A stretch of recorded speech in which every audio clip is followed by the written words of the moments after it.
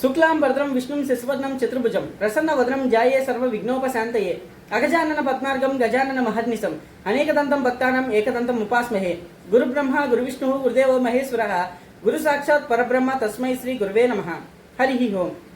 ఈ వీడియోలో మనం ధనుసు రాశి వారికి అక్టోబర్ నెలలో ఎలాగుందో చూద్దాం. ముందుగా వాటి యొక్క గ్రహస్థితి ఎలాగుందో చూద్దామండి.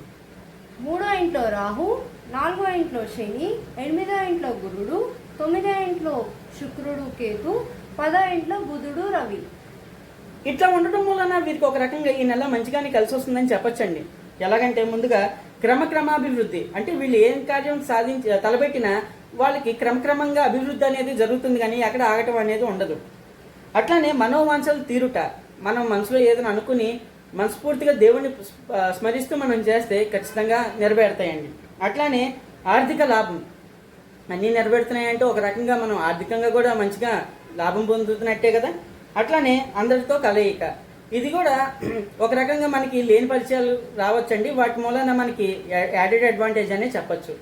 కానీ అన్ని బాగున్నా సరే, ఏదైనా సరే మనం ఎక్కడైనా వెనకడుగు వేస్తున్నాము అని మనకు అనిపిస్తే ఖచ్చితంగా దైవారాధన అనేది చాలా ఇంపార్టెంట్ అండి. సో ఈ మంత్రాలు చదవటం వలన వీళ్ళకి అడ్వాంటేజ్ అనే చెప్పచ్చు. ఓం దుమ్ దుర్గాయ నమః, ఓం నమో భగవతే వాయునందనాయ. అలా మనం ఆంజనేయ స్వామిని అట్లానే ఈ దుర్గామాతని మనం పూజిస్తే ఒక రకంగా రోజుకి 108 సార్లు చేయటం వలన ఒక రకంగా వీళ్ళకి కలిసి వస్తుందని చెప్పచ్చండి. స్వస్తి.